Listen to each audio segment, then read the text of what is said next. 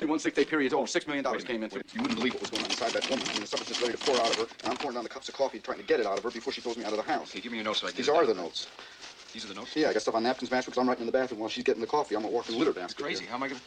Well, you'd be crazy, too, if you were operating on 20 cups of coffee. Well, could you give me something I can get down? I got it all. Okay, right. Mitchell was in control. Wait a minute.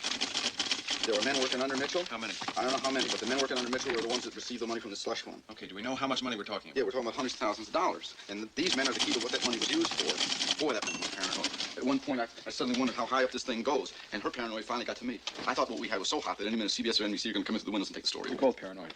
She's afraid of John Mitchell, and you're afraid of Walter Cronkite. Right. Can we go back to what she said? Yeah. Here.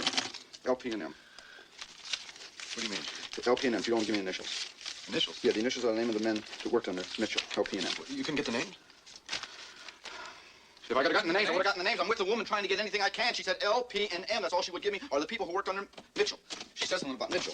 She hates him. She said that? Here, she said John Mitchell. If you guys could get John Mitchell, that would be beautiful. Wait a minute. What's this here? Where are you reading What? about Sloan? Sloan. Sloan was the treasurer of the committee to His re-elect. wife did what? His wife is pregnant, and she made Sloan quit because apparently he no longer wanted to be a part of it. We gotta go see Sloan. Okay, make a note of it. So what do we got? Where is that? Where's that man? Here. LP&M. Okay, LP&M. L could be LaRue. It could be Liddy. L is Liddy. How do we know that? Because she said it. Right here. She said at the time of the break-in, there was so much money floating around that I know that Gordon got part of it. So I said, you mean Gordon? Liddy, she said, yes. So L is Liddy. Right. Okay, that leaves P&M. P could be Parkinson. It could be Porter. It could be... Wait a minute. There was a guy that we talked to last week. Didn't he say that there was a Bart Porter who at one time was a member of the committee to Yes, re-elect? Porter was called before the grand jury investigation. So P is definitely Porter. P could be Porter. P is Porter, L is Liddy. That leaves, Right. all that leaves is M. M could be McCord. That's out. It could be Mardian. It could be Magruder. I think it's Magruder. I think it's Magruder, too. What do you think? Because he was second in command under Mitchell. Why do you think it's Magruder? I think it's Magruder because at one time he was a temporary head of the committee to re-elect before Mitchell. I don't want a cookie. We've got to get that bookkeeper to say it was Magruder. Never get her to say anything but M. We've got to go back there and try to get her to say it. If we can make names of the initials, then we'll know the people that Creek who paid off the burglars. We'll at least know who got the money.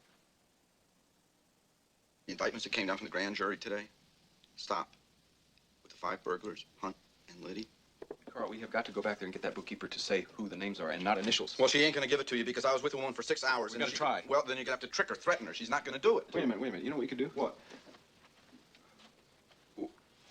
Listen, we go back there. Yeah. And you ask her who P is. Yeah. And then I say, no. We know P is Porter. I just bury it. Okay, now wait a minute. I say to her, who is P? Right. And then you say to me... I say, no, we know P is Porter. You mean you try to fake her out? Right. And what if she denies it? We're screwed. So? But if she doesn't, we know we've got it. We know P is Porter. Try it.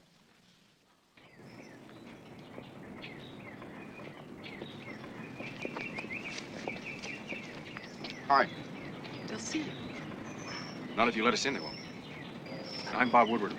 They'll see your car. We parked around the corner. You have answers for everything, don't you? If we did, we wouldn't be here.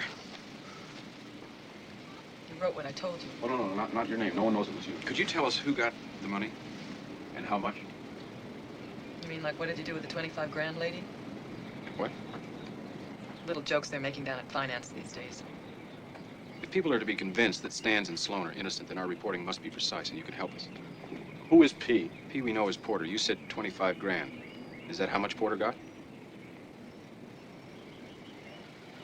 Was it more? Was it more than 50,000? Was Magruder the only M to receive money?